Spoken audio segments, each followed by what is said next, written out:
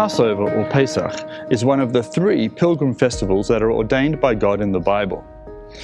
Today, it is probably one of the most widely observed rituals in Judaism, observed by both religious and secular Jews, and many Gentiles also participate in the practice of Passover.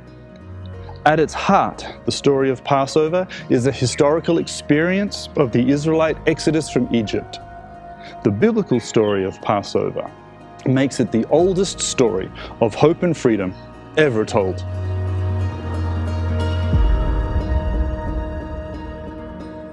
During the Second Temple period, the focus of the Passover sacrifice was the temple.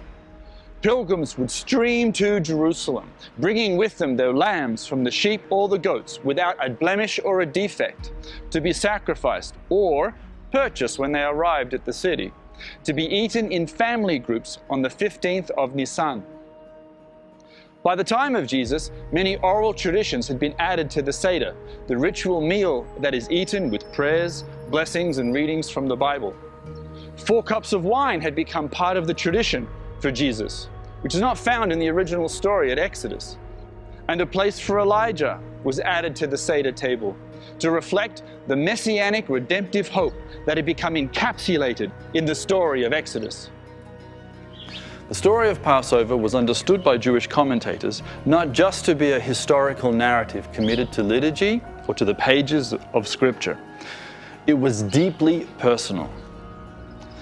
The first Passover was not in a temple with priests and altars and worshippers, and it was not in the Promised Land, a land flowing of milk and honey. It was performed by a people in bondage in the land of captivity. Each man was to take an unblemished lamb himself into his own home, care for it for 3 days, and then personally sacrifice it and eat it roasted over fire. In the Seder, which is the liturgy used to retell the story of the Exodus, the historical characters of Moses and Aaron are not mentioned.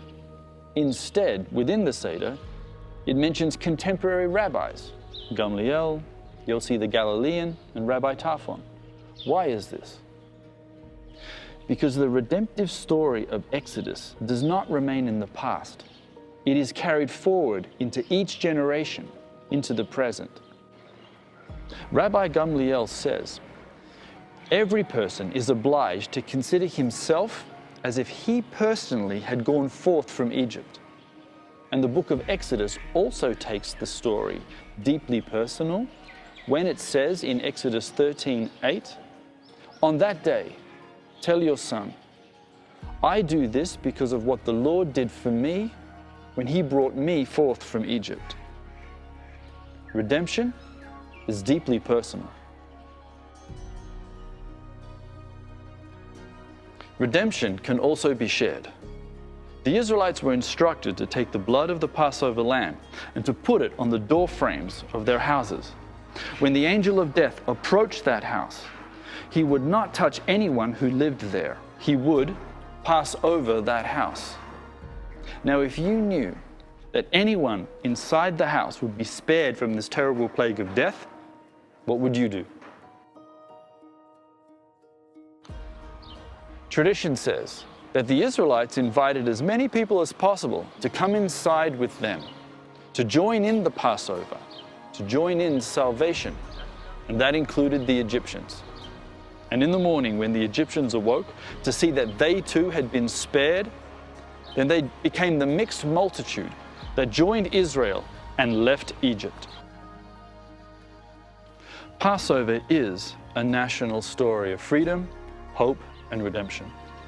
But it is also a personal story. We all need to leave Egypt. We all need to share in the blood of the Lamb. Redemption is not something to be kept in the past.